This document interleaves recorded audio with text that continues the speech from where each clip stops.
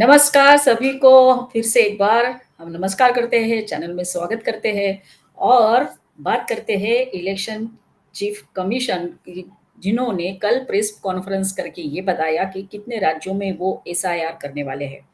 जो भी press conference में उन्होंने बताया वो सुनकर कई सारे लोगों को तो ज़रूर मिर्ची लगी होगी, चाहे वो विपक्ष के नेता क्यों ना हो, चाहे वो डीप स्टेट वाले क्यों ना हो और चाहे वो विशिष्ट कम्युनिटी के लोग क्यों ना हो। तो ये बात तो बिल्कुल साफ हो चुकी है कि एक संवैधानिक संस्था जो हमारा इलेक्शन कमीशन जो माना जाता है, उन्होंने सुप्रीम कोर्ट को भी बताया कि किसके तहत या किस अधिकार के तहत वो एसआईआर करेगी और ये बहुत ज़रूरी था और हम सब इसका स्वागत करते हैं और स्वागत करना भी चाहिए, क्योंकि जिस तरह से इल्लीगल माइग्रेंट्स और ये सारे प्रॉब्लम्स हो रहे हैं, उसको रोकने का ये एक बहुत बड़ा तरीका है। इसके बावजूद भी जो कुछ भी विपक्ष ने कहा, इसके बारे में आज हम चर्चा करेंगे और चर्चा के लिए हमने आमंत्रित किया है हमारे विशेष अतिथि ज्येष्ठ पत्रकार जयवंत पंड्या जी को। सर, आपका स्वागत है सर। नमस्ते Varsha ji. Yes sir. Sir, बहुत सारे लोगों को मिर्ची लग गई होगी। बिल्कुल। मैं माइक को ऑन करता हूं क्योंकि इको आ रहा था, तो अभी माइक ऑन ऑफ करना पड़ेगा बार बार। कुछ टेक्निकल वो लगता है क्षति। मेरी आवाज आ रही है ना? यस सर, बिल्कुल आ रही है। अच्छा, तो सबसे अच्छी बात यह है कि कल इलेक्शन कमीशन ने, चुनाव आयोग ने ये डिक्लेयर कर दिया 12 राज्य में ये मतदार सूची का फिर से मतलब वो जांच होगी और उसमें पता लगाया जाएगा। और ये एक रूटीन प्रक्रिया है वर्षा जी कि क्या होता है कि कई बार देखिए, मैं अभी अहमदाबाद में रहता हूँ, लेकिन मैं शिफ्ट अलग विस्तार में शिफ्ट हुआ हूँ। तो मेरा अभी भी नाम है वो पुराने में मैं जहाँ रहता था, जहाँ पर मैंने अभी किराए पर दिया हुआ है, वहीं पर मेरा नाम चल रहा है। और मैंने मुझे यहाँ पर 3 वर्ष हो गए, लेकिन मेरा नाम वहीं पर चल रहा है। और मैं अभी क्या कि 2024 के इलेक्शन में भी वहीं पर मतदान करने गया था। तो मैं एक जागरूक नागरिक होने के कारण मैं वहां पर मतदान करने जाता हूँ। मैं पता लगा लेता हूँ कि क्या स्लिप है, क्या है।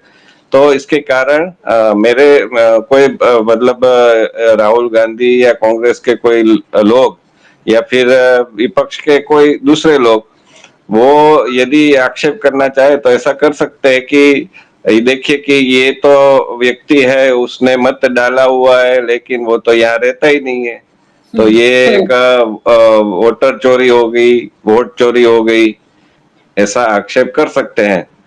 तो कहने को तो कुछ भी कर सकते हैं, लेकिन ऐसे बहुत सारे केसेस होते हैं। ये तो मैं तो अहमदाबाद के अंदर की बात कर रहा हूँ, लेकिन कई कई लोग ऐसे होते हैं कि वो नौकरी या तो फिर व्यवसाय के कारण दूसरे राज्य में शिफ्ट होते हैं। तो और हम सब जानते हैं कि नौकरी और व्यवसाय में ऐसा बहुत होता है कि आपको छुट्टी नहीं मिलती। छुट्टी मिलती है तो आपको बैंक के काम निपटाने होते हैं, आपको म्युनिसिपल टैक्स भरना होता है, आपको दूसरे काम होते हैं, जैसे कि आपको दूसरे राज्य में गए तो आपके जो बच्चे हैं उसका डोमिसाइल सर्टिफिकेट वगैरह सब वो मतलब वो ट्रांसफर करने के लिए जो भी मतलब लिविंग सर्टिफिकेट आदि निकालना होता है।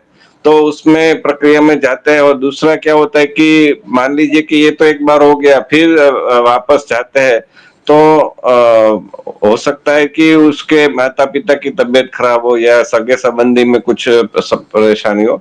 और तीसरी बात यह है कि हम हमारे जो नागरिक कर्तव्य है, जैसे हमको मतदार सूची होती है उसमें अपना नाम चेक करना, फिर जो भी मतलब टैक्स भरना, तो ऐसे बहुत सारे होते हैं जो हमारे नागरिक कर्तव्य की श्रेणी में आते हैं, किंतु हम वो उसमें प्राथमिकता नहीं देते हैं। हम प्राथमिकता देते हैं अपना जो मतलब पैसा एफडी रिन्यू हो रही है, फिर पोस्ट ऑफिस में कुछ हमने इन्वेस्ट किया है तो वो रिन्यू हो रहा है कि नहीं हो रहा है, और हम वहां जाएंगे तो हम अपने मित्र से मिलेंगे, सगे संबंधी से मिलेंगे। तो हो सकता है कि हम ये जो भी मतलब ऐसा काम है कि हमको, और दूसरी बात ये भी है कि कई कई लोगों को लगता है कि बिहार से इधर आ गए गुजरात में तो उनको लगता है कि हम तो वापस जाने ही वाले, हम इधर थोड़ी रुकने वाले हैं, तो हमारा नाम हम वहां से कमी करवाए, यहाँ पर डलवाए और फिर वहां पर बिहार में जाकर फिर से डलवाना, तो ये कैसे हो सकता है? मतलब उसमें झंझट में क्यों पड़े? तो ऐसा भी कारण हो सकता है, कई कई कारण हो सकते हैं जिसके कारण किसी को लगता है कि ये तो वोट चोरी हो गया। और राहुल गांधी का तो केस हमको पता है कि कर्नाटक में उनके ही मंत्री उन्होंने कहा था कि आप वोट चोरी की बात करते हैं, लेकिन ये सूची तो हमारी सरकार में ही बनी थी। तो उनके पास से त्याग पत्र मांग लिया। तो ये तो स्थिति है कि कोई सच नहीं बोल सकता।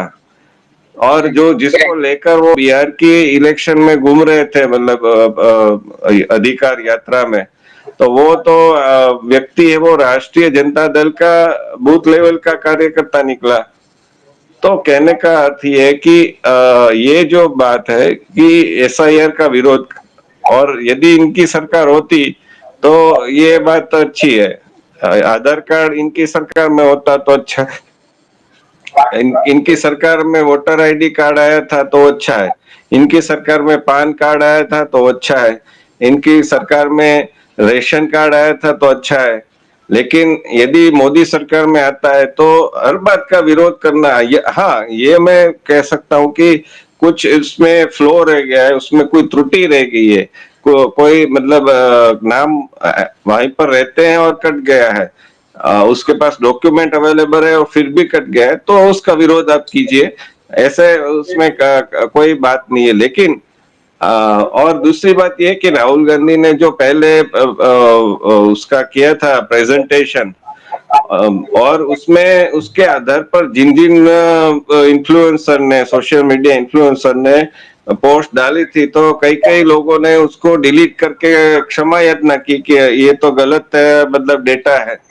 तो वो भी एक कारण है। तो मैं ये समझता हूँ कि ऐसे जो मतलब आक्षेप करते हैं तथ्य के बिना, तो उस पर सोचना चाहिए कि आप भारत के जो संवैधानिक संस्थाएं हैं उसकी विश्वसनीयता को घटाने की एक प्रयास कर रहे हैं, जो कि आपकी सरकार में ही बनी थी, आपकी सरकार में ही जो इतनी सारी वो हुए हैं संशोधन हुए हैं कि टीएन शेषन जैसे बहुत ही मतलब एक कड़क ऑफिसर आपकी सरकार में आए थे। उसके बाद 3 इलेक्शन कमिश्नर होने चाहिए, वो भी प्रथा शुरू हुई। तो ये सारी बातें हुई है, तो उसको आगे बढ़ाने का काम करना चाहिए, जो अच्छा है उसका समर्थन करना चाहिए, उसकी प्रशंसा करनी चाहिए, और जो अच्छा नहीं है उसके आलोचना करनी चाहिए, जो गलती है वो उसकी आलोचना करनी चाहिए। लेकिन आप ऐसा ही कह देते हैं कि वोट चोरी के आधार पर, तो फिर कांग्रेस सरकार में जो बूथ कैप्चरिंग होता था बिहार में, कैसे नलिनी सिंह नाम की जो एक वरिष्ठ पत्रकार अरुण शौरी की बहन है, और उन्होंने वो टीवी पर भी बहुत आती थी 90s के डिकेड में, दूरदर्शन पर डिबेट्स वगैरह भी करती थी, चुनाव के दौरान भी आती थी। तो उन्होंने जो स्टिंग ऑपरेशन किया था उस वक्त, तो और अभी भी वो तो पुरानी बात हो गई, लेकिन अभी भी पश्चिम बंगाल में क्या होता है सबको पता है कि किसी को खड़ा ही नहीं होने देते। आपको जो उम्मीदवारी पत्र है वो व्हाट्सएप में लिया जाए, ऐसा हाईकोर्ट को आदेश क्यों देना पड़ता है? क्योंकि आप उसको पहुंचने ही नहीं देते कलेक्टर ऑफिस तक। जो उसके समर्थक रहते हैं उसकी मतलब फांसी देकर झाड़ पर टींगा देते हैं। तो ऐसे तो आपकी मतलब ये जो ऐसे बहुत सारे केसेस हैं, और यहाँ पर नहीं, सब जगह केरल में भी जो वामपंथी है वो ऐसा ही करते हैं, आरएसएस के लोग, बीजेपी के लोग, उसकी हत्या कर देना। तो ये सारी बात, और कांग्रेस भी इसकी भुक्त भोगी रह चुकी है, पश्चिम बंगाल में कांग्रेस के कार्यकर्ता भी मारे जा चुके हैं इसमें, लेकिन वो बात नहीं उठाती क्योंकि वहां पर उसको लगता है कि बीजेपी ना आ जाए, इसलिए भले ही हमारे कार्यकर्ता मारे जाए। अधीर रंजन चौधरी इसके वो विरोध तो करते ही रहे। तो कहने का अर्थ ये है कि ये जो प्रक्रिया है उसको समर्थन देना चाहिए, उसमें जो त्रुटि है उसका विरोध करना चाहिए। Yes yes sir. सर, अ, बात अभी मैं बात ये अभी मैं करना ये कहना चाहूंगी कि कि जो अभी एसआईआर होगा, उसमें सर दो प्रमुख राज्य जो है वो है वेस्ट बंगाल और तमिलनाडु। अब वेस्ट बंगाल में सर बहुत बड़ा चैलेंज होगा एसआईआर करने का, क्योंकि ये तो अभी से विरोध कर रहे हैं। वैसे देखा जाए सर, ये जो एसआईआर होगा ये हमारे लिए अधिकार होगा। मतलब मेजॉरिटी ऑफ द कम्युनिटी जो हमारे भारत में बसती है वो है हिंदू, उनको ये अधिकार मिलेगा वोट डालने का।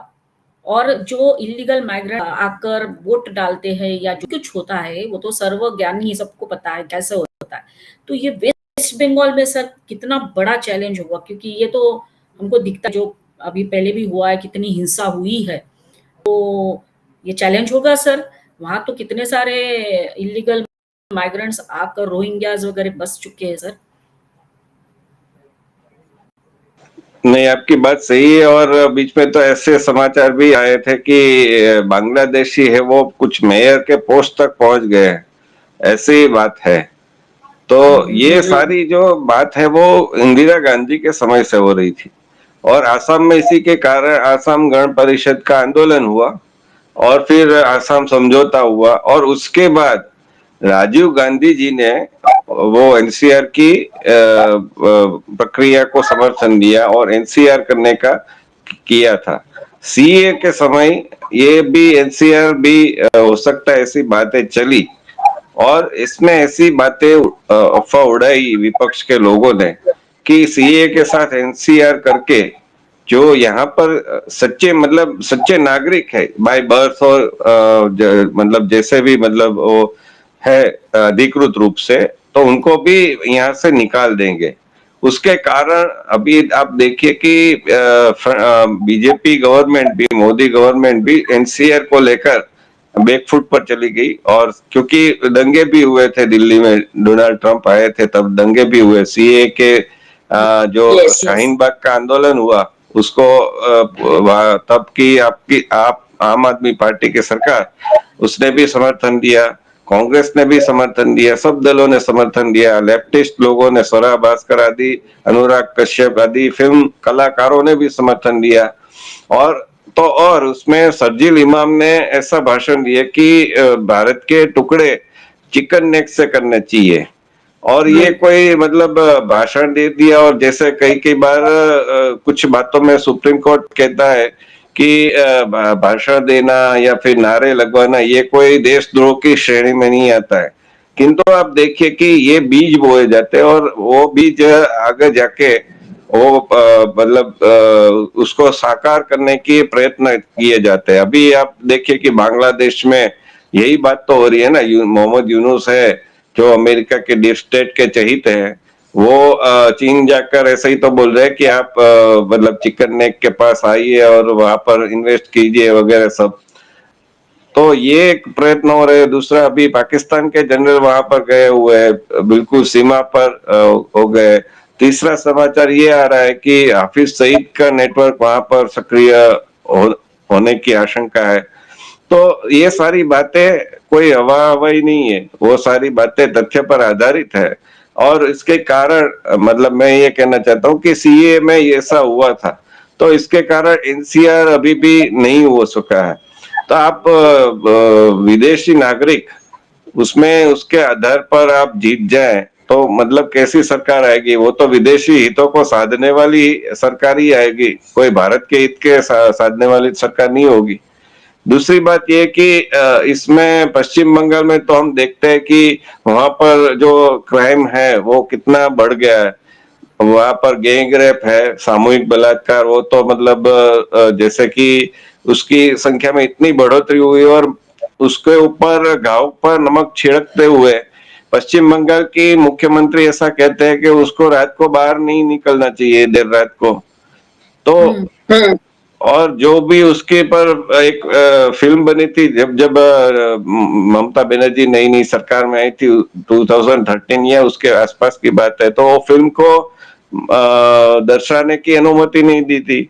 बंगाल फाइल्स बनी तो उसको भी मतलब अधिकृत रूप से तो किसी ने विरोध नहीं किया, लेकिन थिएटर वाले तो समझ जाते हैं ना, तो उन्होंने प्रदर्शित नहीं की। तो बहुत सारे ऐसे केसेस हैं कि वहां पर जो क्राइम रेट है वो कितना बढ़ गया है। वहां पर ये संदेश खाली में जो बांग्लादेश से आया हुआ था, मैं जहां तक मैं मेरे पास जानकारी है, शेख शाहजहां, तो उसने क्या किया, वहां की तृणमूल कांग्रेस की मतलब नॉन तृणमूल कांग्रेस नहीं, तृणमूल कांग्रेस की ही जो कार्यकर्ता महिला थी, उनके साथ क्या किया, उनकी जमीन छीन ली। तो ये सारा मतलब, और दूसरा वो एक दीनापुर के कुछ ऐसा प्रदेश जहां पर तालिबानी सजा, शरीयत के मुताबिक सजा दी थी, तो उसके समर्थन में वो उसका विधायक भी खड़ा था। और मतलब कहने की बात ये है कि पूरे का पूरा वहां पर जंगल राज चलता है, जैसे बिहार में एक समय था, लेकिन बिहार में जो था वो गुंडा राज था। यहाँ पर तो पश्चिम बंगाल में पूरा तालिबानी प्रकार का एक शासन है, और वहां पर तृणमूल कांग्रेस के जो कार्यकर्ता है वही पर सब उसका ही आधिपत्य है। तो वहां पर एफआईआर करना, मतलब ये बहुत ही, क्योंकि आप देखिए कि सीबीआई के जो टीम गई थी वहां पर, तो ममता बनर्जी पुलिस कमिश्नर को बचाव में वो स्वयं धरने पर बैठ गई, और फिर ईडी की टीम गई शेख शाहजहां के लिए, तो उसके ऊपर आक्रमण हुआ। तो ये बताता है कि आप कुछ मतलब वहां कर नहीं सकते। भारत की जो सरकार की योजना है वो वहां पर लागू नहीं है। तो एक तरह से ऐसा कहा जा सकता है कि यदि इसको रोका नहीं गया तो हो सकता है कि ये पूरा कश्मीर नहीं, मैं तो ये कहता हूँ कि ये पूरा अलग पाकिस्तान बन जाएगा, क्योंकि वहां पर जैसे कोई वो व्यवस्था ही नहीं चलती है। पूरा तृणमूल कांग्रेस, ममता बनर्जी जो कहते हैं वही होता है। तो वहां पर एसआईआर करना बहुत ही मुश्किल मुझे लगता है कि हो सकता है, क्योंकि एसआईआर करने वाले कोई बाहर से जाएंगे, वो तो अंदर अंदर के होंगे ना वहां पर के ही। तो देखते हैं कि क्या होता है, क्या हिंसा वगैरह होती है, क्या होता है। सर हिंसा की बात करें तो सर वेस्ट बंगाल में तो हम देखते ही रहते हैं, मतलब न्यूज में कितनी बार आता है सर, आपने जैसे एग्जांपल्स दिए हैं वैसे सर वेस्ट बंगाल में डेमोग्राफी चेंज हो चुकी है सर, हो रही है, ये बात ही नहीं है अभी। सर वेस्ट बंगाल को वैसे भी चांस ही नहीं मिला सर, इसके पहले को उनकी सरकार, कांग्रेस की सरकार की, फिर ये कम्युनिस्ट आ गए, लेफ्ट लिबरल वाले, तो एज सच हिंदुओं की रक्षा करने वाली तो सरकार उनको मिली नहीं, और अब ममता तो कहाँ से कर रही है, डाउटफुल है ममता का कोई हिंदू की बचाव में आएगी। तो सर ये एक जो डेमोग्राफी कितने सालों से ये चेंज होती जा रही है और हो गई है, कितने सारे हिंदू सर पलायन करके बाहर के स्टेट में जा रहे हैं सर, तो ऐसे स्थिति में सही में सर बहुत बड़ा एक चैलेंज हुआ। तो सर ये मन में विचार आता है क्या राष्ट्रपति शासन लागू हो सकता है सर बिफोर दैट? देखिए, राष्ट्रपति शासन की जहां पर बात है तो मुझे लगता है कि ये नहीं होगा। मोदी सरकार है वो कुछ कुछ बातों में एकदम एग्रेसिव दिखती है, किंतु कुछ कुछ बातों में इतने, मतलब अटल जी की सरकार भी थी, तो अटल जी ने उसके वो इतने संवैधानिक रूप से चलने वाले लोग हैं कि जैसे जयललिता ने डिमांड रखी उस समय कि डीएमके की सरकार है उसको आप बर्खास्त कीजिए, डिसमिस कीजिए 356 का उपयोग करके, तो अटल जी ने नहीं किया, और उसका परिणाम ये हुआ कि जयललिता सोनिया गांधी के साथ मिल गई, और फिर हम जानते हैं इतिहास की 13 महीने में ही वो सरकार चली गई एक ही मत से। तो अटल जी को ये स्वीकार था कि उनकी सरकार चली जाए, लेकिन वो 356 का उपयोग नहीं करे, मैं दुरुपयोग की बात नहीं करता हूँ, उपयोग ना करे।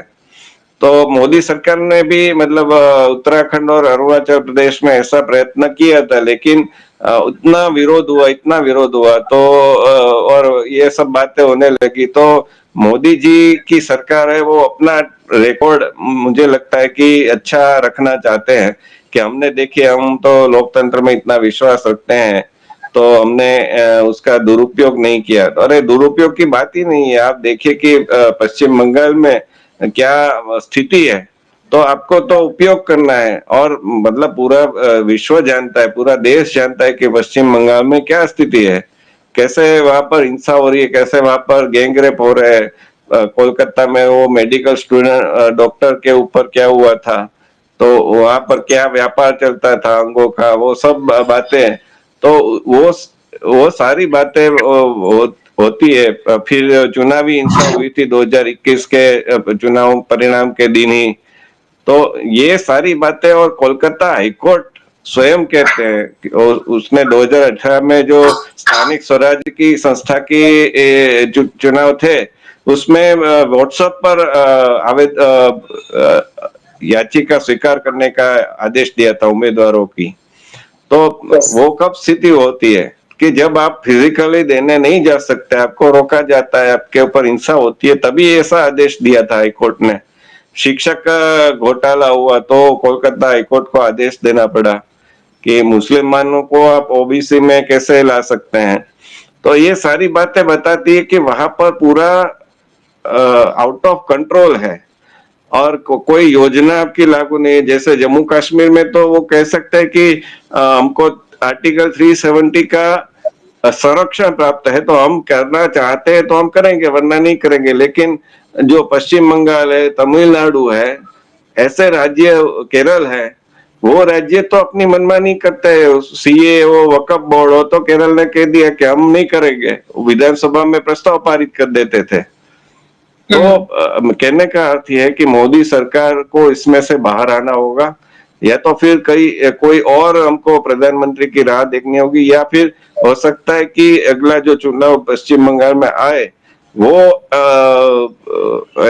नई सरकार को, मतलब या तो बीजेपी या कोई और जो भी है, अभी तो संभावना भाजपा की लगती है, तो वो सरकार आए और फिर हो सकता है कि परिस्थिति में सुधार आए। लेकिन ये जो परिस्थिति इतनी बिगड़ चुकी है, जैसे कश्मीर हम देखें तो कश्मीर में अभी एक तरह से वो पूरा केंद्र शासित प्रदेश ही है। जैसे दिल्ली है हाफ स्टेट, वैसा कश्मीर भी है। लेकिन कश्मीर में पहलगाम हमला हुआ ना, वहां पर अभी भी मतलब जो उत्तर प्रदेश के श्रमिक है, बिहार के श्रमिक है, उसकी हत्या होती है।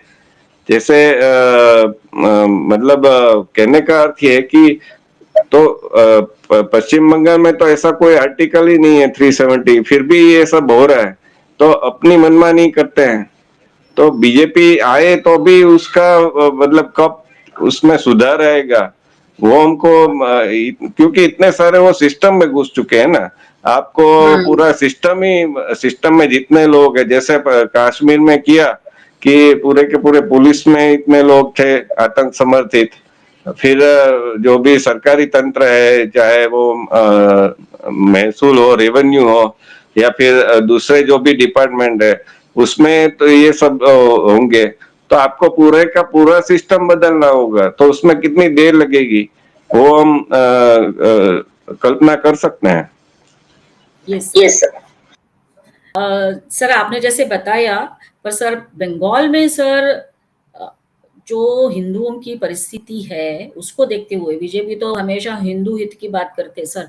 तो अब तक तो सर जितनी भी घटनाएं हुई सर, वो तो देखते हुए हमें कई बार ऐसा लगा कि अभी राष्ट्रपति शासन लगेगा, लेकिन नहीं लगा सर। उसी तरह से सर अभी जैसा एसआईआर की बात कर रहे हैं अपन, तो वेस्ट बंगाल चैलेंज है, तमिलनाडु भी चैलेंज है सर। तमिलनाडु में जो धर्मांतरण हो रहा है, पर्टिकुलरली क्रिश्चियन धर्म, उसके लिए तो ये बहुत बड़ा एक चैलेंज वो भी रहेगा सर। जिस तरह से ये बातें करते हैं स्टालिन परिवार, हिंदू विरोधी सनातन धर्म, तो वो भी एक चैलेंज है सर एसआईआर वहां पे।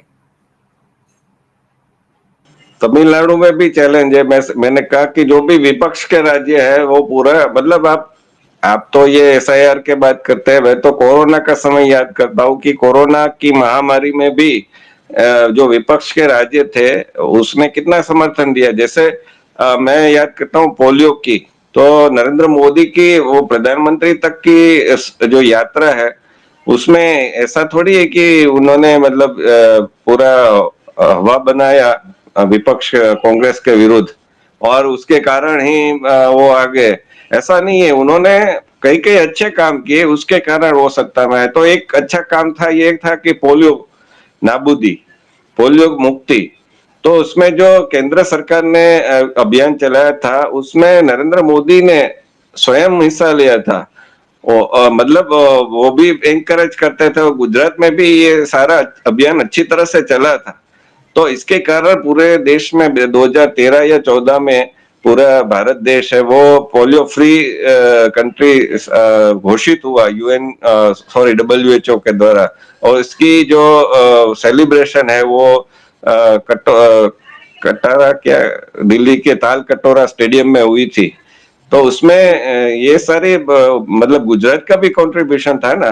तो आज का विपक्ष है वो ऐसा नहीं करता। कोरोना में आपने किसी विपक्ष के नेता को टीका लगाते हुए उसकी तस्वीर आ गई हो, या वो उन्होंने अपील की हो, ऐसी मुझे तो याद नहीं आ रहा। दूसरा ये कि वो जो अभियान चला उसमें भी बहुत ही शिथिल रूप से चला। कई कई कई बार तो ऐसा देखने को मिला कि जो विशेष समुदाय के लोग हैं उसमें अफवाह फैलाई गई। अखिलेश यादव ने कहा कि ये तो बीजेपी का टीका है। तो मतलब आपने तो डिस्करेज कर दिया कि इसको नहीं लेना चाहिए। और तीसरी बात ये कि आदिवासी समुदाय हो या फिर मुसलमान समुदाय हो, ऐसे बहुत सारी अफवाहें चली गई कि इसके कारण आपको नपुंसक बना दिया जाएगा, आपकी जनसंख्या है वो नहीं बढ़ेगी इसके कारण।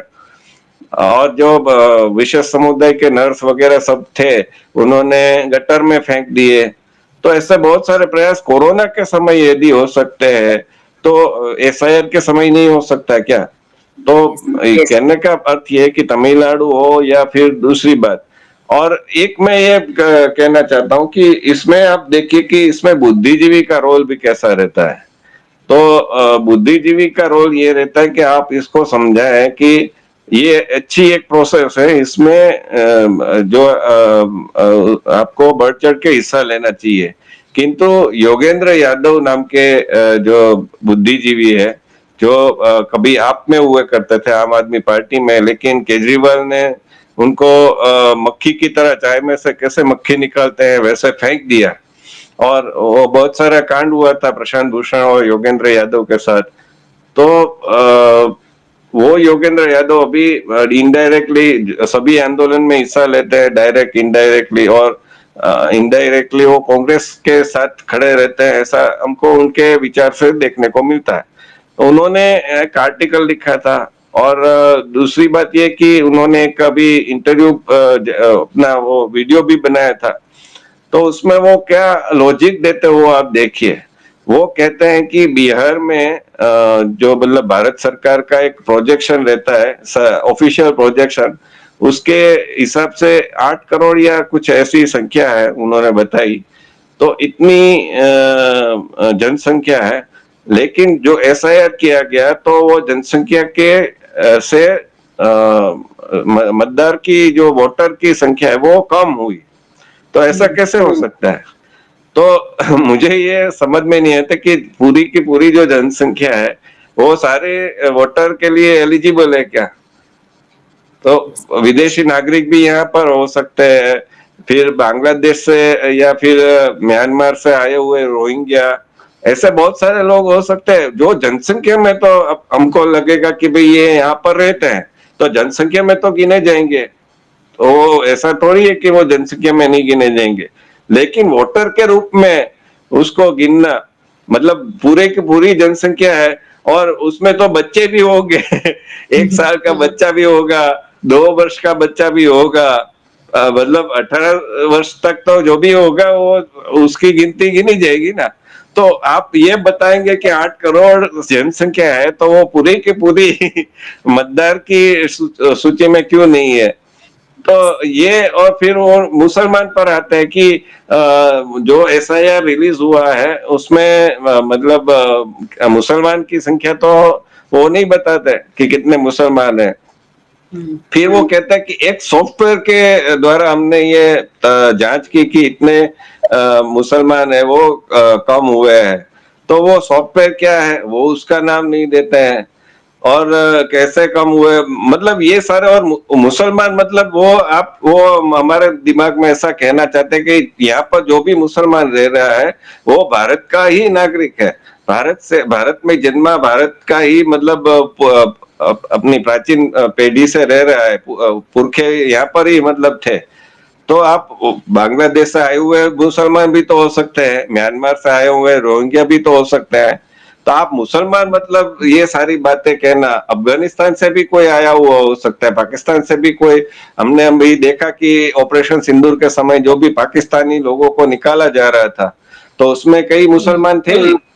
तो कहने का अर्थ ये कि ये जो योगेंद्र यादव जैसे बुद्धिजीवी, मैं तो ऐसे लोगों को बुद्धिजीवी कहता हूँ, क्योंकि बुद्धू ही लोग ही उनकी बात मानते हैं।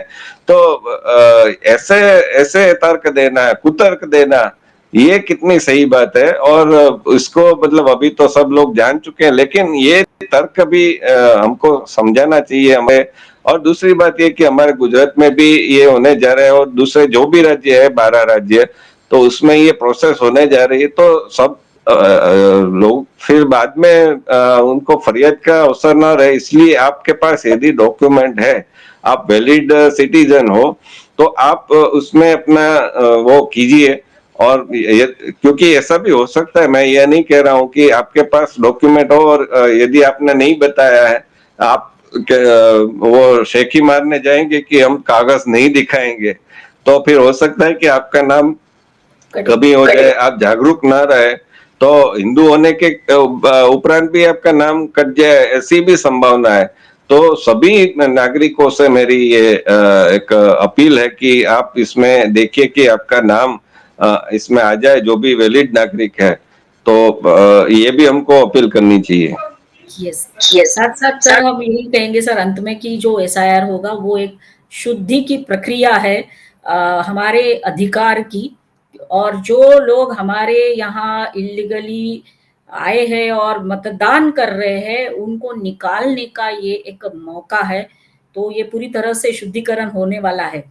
तो सर आज फिर से हम आपका धन्यवाद करेंगे, आप आए और हमारे साथ बात की इस टॉपिक के ऊपर, बहुत ज़रूरी टॉपिक था।